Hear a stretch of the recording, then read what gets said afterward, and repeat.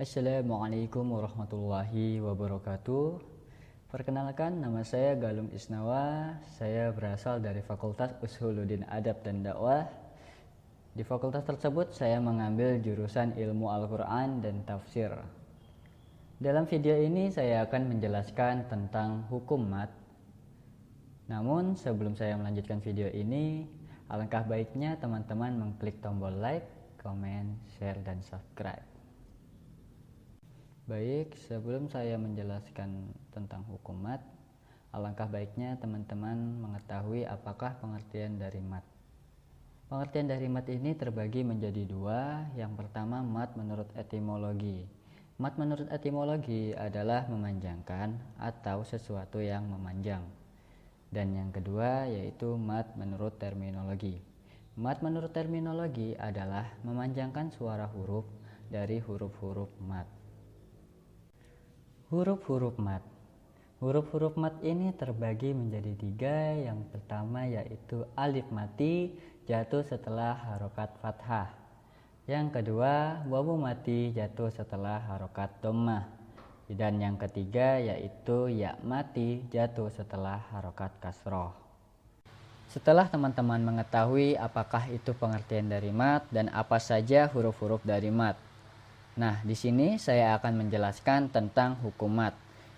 Hukum mat ini terbagi menjadi dua, yaitu yang pertama mat asli atau mat tabi'i, dan yang kedua yaitu mat far'i. Nah, di sini saya akan menjelaskan terlebih dahulu yaitu mat tabi'i. Nah, mat tabi'i ini terbagi menjadi tiga, yaitu yang pertama mat tabi'i dohiri. Mat tabi'i dohiri ini berarti jelas, yaitu terdapat pada kalimat yang huruf matnya itu tertulis dengan jelas. Contohnya seperti nuhiha. Nah, di sini huruf nun bertemu dengan wawu, yang dimana nunnya ini berharokat dhammah bertemu dengan wawu mati. Lanjut, huruf ha bertemu dengan ya, yang dimana haknya ini berharokat kasroh bertemu dengan ya mati. Contoh selanjutnya yaitu ha bertemu dengan alif, yang dimana haknya ini berharokat fathah bertemu dengan alif mati. Yang kedua yaitu mat tabi'i muqaddar. Mat tabi'i muqaddar ini berarti dikira-kirakan yang harus dibaca panjang, tetapi huruf matnya tidak tampak. Contohnya seperti pada kalimat Allah. Nah, di situ lamnya itu bertasdid serta terdapat alif tegak berdiri. Nah, itulah yang disebut dengan mat tabi'i muqaddar. Dan yang ketiga yaitu mat tabi'i harfi. Mat tabi'i harfi ini berarti sebangsa huruf yang dimana bacaannya dibaca panjang satu alif yang ada pada huruf, tidak pada kalimat, yakni terdapat pada beberapa pembukaan surah fawatiqus suwar yang huruf itu sendiri asmaul huruf. Dalam mat tabi'i harfi ini terdapat 5 huruf. Yang pertama yaitu ro, yang kedua ha, yang ketiga ya, yang keempat to, yang kelima ha. Nah, dalam Al-Quran cetakan Indonesia atau disebut dengan Mushaf Indonesia, ciri-ciri yang terdapat pada mat tabi'i harfi ini yaitu terdapat fathah berdiri pada 5 huruf tersebut. Namun dalam Mushaf Utsmani tidak ada tandanya atau tidak memiliki tanda. Tetapi kita harus tahu bahwa panjangnya dari 5 huruf tersebut yaitu 2 harokat. Baik, selanjutnya kita memasuki pada bagian mat far'i. Mat far'i ini terbagi menjadi 14 cabang. Yang pertama yaitu mat wajib muttasil.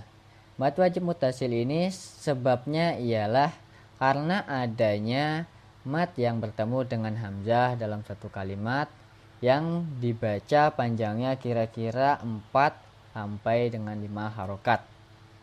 Contoh dari mat wajib muttasil ini yang pertama yaitu ja'a. Yang kedua yaitu ji'a.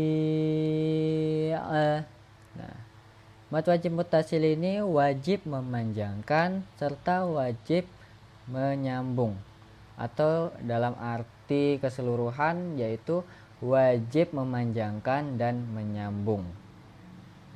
Contohnya seperti itu.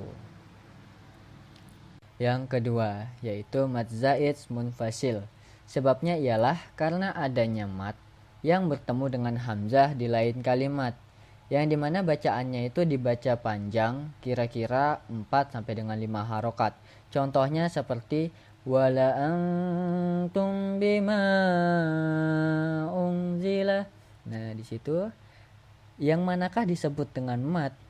Yang disebut dengan mad itu terdapat pada kalimat bima. Nah, itu disebut dengan mad.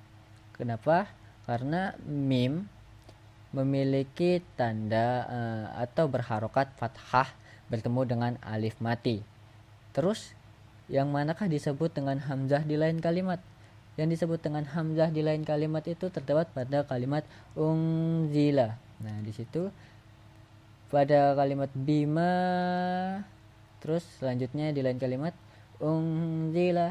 Nah, itulah disebut dengan mad zaid munfasil. Yang ketiga yaitu mad arid lis sukun. Mad arid lis sukun ini disebabkan apabila ada huruf mad di akhir kalimat mati karena waqaf, yang kira-kira panjangnya itu 2 atau 3 alif, berarti sama dengan 4 atau 6 harokat. Contohnya seperti pada kalimat basyir. Nah, contohnya seperti itu. Itu jika terdapat pada akhir kalimat atau mad yang berada di akhir kalimat mati karena waqaf. Yang keempat yaitu mad layin. Mad layin disebabkan apabila ada wawu sukun dan ya sukun jatuh setelah harokat fathah. Contohnya yang pertama yaitu pada kalimat raibu, yang kedua khaufu. Nah, pada contoh yang pertama pada kalimat raibu, ro-nya ini terdapat atau memiliki harokat fathah bertemu dengan ya mati.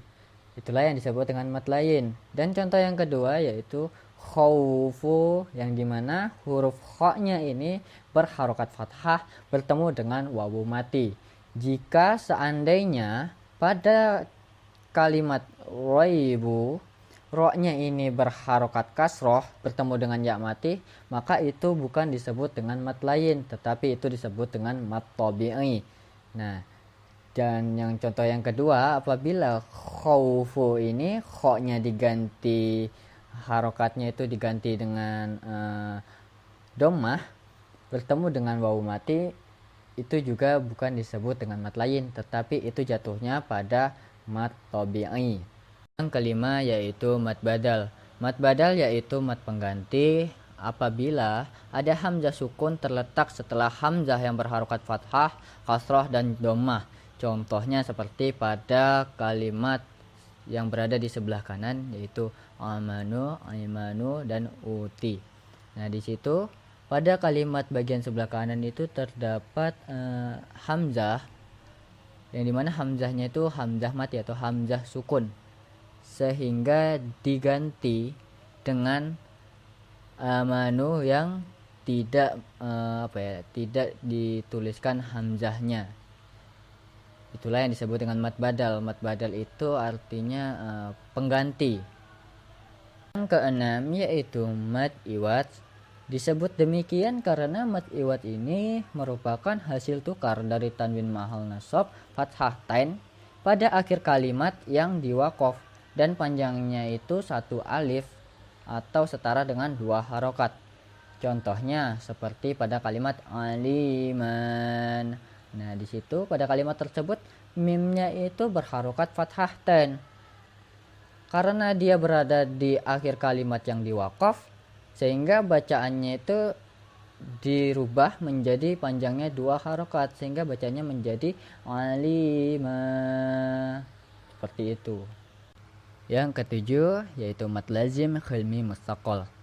Disebut mustaqol karena beratnya bacaan huruf mad ketika bertemu dengan huruf yang bertasdid, dan disebut kilmi karena ada huruf mad bertemu dengan huruf yang bertasdid dalam satu kalimat. Maka Yang disebut mad lazim hilmi mustaqal adalah apabila ada huruf mad yang bertemu huruf bertasdid dalam satu kalimat. Panjangnya kira-kira 3 alif atau 6 harokat. Contohnya waladdallin. Contohnya seperti itu. Di manakah letak pada bagian matnya? Letak bagian matnya itu terdapat pada lam alif. Lam alif bertemu dengan alif mati. Itu letak matnya. Terus di manakah letak mad lazim hilmi mustaqalnya? Mad lazim hilmi mustaqalnya itu terdapat pada huruf dha. Dha-nya ini bertasdid dan dibaca panjang. Panjangnya itu 6 harokat. Itu yang disebut dengan mad lazim hilmi mustaqal karena adanya mad bertemu dengan huruf bertasdid dalam satu kalimat. Yang kedelapan, mad lazim hilmi mukaffaf. Disebut hilmi mukaffaf karena bertemunya huruf mad dengan huruf yang bersukun dalam satu kalimat. Panjangnya kira-kira 3 alif atau 6 harokat. Contoh bacaan ini hanya terdapat di 2 tempat dalam Al-Quran surah Yunus juz 11, yaitu terdapat pada ayat 51 dan ayat 91. Di sini saya akan memberikan contoh pada ayat 91 yang berbunyi al-ana wa qad asaita qablu wa kunta minal mufsidin. Nah, di manakah letak mad lazim mukaffafnya? Mad lazim mukaffafnya terletak pada kata al-ana. Disebabkan karena hukum mad ini terjadi ketika ada mad tabi'i bertemu dengan huruf hijaiyah yang bertanda sukun, tetapi tidak bertasdid dalam satu kata. Yang kesembilan yaitu mad lazim harfi mustaqal. Mad lazim harfi mustaqal ini ditandai dengan adanya huruf mad yang bertemu dengan tasdid di awal surah. Contohnya seperti alif lam mim. Contohnya seperti itu, huruf mad yang bertemu tasdid di awal surah. Yang ke-10, mad lazim harfi mukaffaf. Mad lazim harfi adalah mad yang ada di pembukaan surah. Mad ini disebut harfi karena mad ini terdapat pada huruf, bukan kalimat. Sedangkan disebut lazim karena tetap harus dipanjangkan sesuai dengan kaidah atau batasannya. Contohnya seperti hamim. Nah, itulah contoh dari mad lazim harfi mukaffaf, harus menyebutkan huruf aslinya. Yang ke-11 yaitu mad silah qasirah. Mad silah qasirah disebabkan apabila sebelum dan sesudah ha dhamir adalah huruf hidup, maka disebut mad silah qasirah, yang dimana panjangnya 1 alif atau 2 harokat. Contohnya pada kalimat innahu kana. Nah, disitulah contoh dari mad silah qasirah. Letaknya di mana? Letaknya terdapat pada huruf ha. Huruf ha-nya ini berharokat atau terdapat alif tegak berdiri, sehingga bacaannya dibaca menjadi panjangnya 2 harokat bertemu dengan kaf, huruf kaf yang hidup, bukan huruf kaf yang memiliki tanda sukun. Jadi seperti itu contoh dari mad silah qasirah. Yang ke-12, mad silah tawilah. Mad silah tawilah terjadi apabila ada ha dhamir yang bertemu dengan hamzah qata, maka disebut mad silah tawilah, yang dimana cara membacanya itu panjangnya 5 harokat. Contoh dari mad silah tawilah yaitu terdapat pada Al-Quran surah Al-Humazah ayat ketiga yang berbunyi yahsabu annama lahu akhladah. Nah, di manakah letak mad silah tawilahnya? Letak mad silah tawilahnya terdapat pada kata malahu a. Nah, yang dimana ha domirnya ini dibaca panjang. Berapa panjangnya? Yaitu 5 harokat bertemu dengan hamzah. Itulah contoh dari mad silah tawilah. Yang ke-13, mad farqi. Disebut mad farqi karena mad ini memisah antara istifham dan kalam khobar. Dalam Al-Quran terdapat 6 tempat yang dimana salah satunya yaitu terdapat dalam Quran surah Yunus ayat 59 yang berbunyi Qul awadzina lakum am 'alallahi taftarun. Nah, di manakah letak mad farqinya? Letak mad farqinya terdapat pada lafaz Allah di bagian awal kalimat, yaitu alifnya dibaca panjang dan tidak langsung menyambung kepada lam bertasdid. Itulah yang disebut dengan mad farqi. Dan yang terakhir yaitu mad tamkin. Mad tamkin terjadi apabila ada ya tasdid yang berharokat kasroh bertemu dengan ya sukun, yang dimana cara membacanya itu panjangnya 1 alif atau 2 harokat. Contoh dari mad tamkin ini terdapat pada surah Al-Imran yang berbunyi wal ummiyina. Nah, itulah contoh dari mad tamkin yang dimana ya bertasdid yang berharokat kasroh bertemu dengan ya sukun. Kesimpulan yang bisa teman-teman ambil yaitu yang pertama, mad adalah ilmu mengenai ukuran panjang suatu huruf dalam membaca Al-Quran. Mad terbagi menjadi 2 bagian, yaitu yang pertama mad asli atau mad tabi'i, dan yang kedua mad far'i. Nah, mad tabi'i ini tidak membutuhkan sebab, sedangkan mad far'i membutuhkan sebab, yang dimana mad far'i ini terbagi lagi menjadi beberapa golongan. Dan kesimpulan yang kedua, ada yang panjangnya 1 alif atau 2 harokat, yaitu mad badal, mad iwad, mad silah qasirah, dan mad tamkin. Ada juga yang panjangnya 1 sampai 3 alif, yaitu mad wajib mutasil, mad zais munfasil, mad arid lisukun, mad silah tawilah. Ada juga yang panjangnya 3 alif, yaitu mad lazim hilmi musaqqal, mad lazim hilmi mukaffaf, mad lazim harfi musaqqal, mad lazim harfi mukaffaf, mad farqi. Namun ada juga yang bacaannya tidak dibaca mad meski memenuhi syarat mad.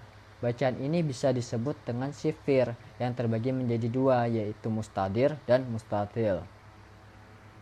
Mungkin ini saja yang bisa saya sampaikan dalam menjelaskan tentang hukum mad. Dan saya ucapkan terima kasih kepada teman-teman semua yang sudah mau menonton video saya dari awal hingga akhir. Semoga teman-teman semua bisa memahami tentang hukum mad yang sudah saya jelaskan dalam video ini. Kurang lebihnya saya mohon maaf dan saya pamit undur diri. Assalamualaikum warahmatullahi wabarakatuh.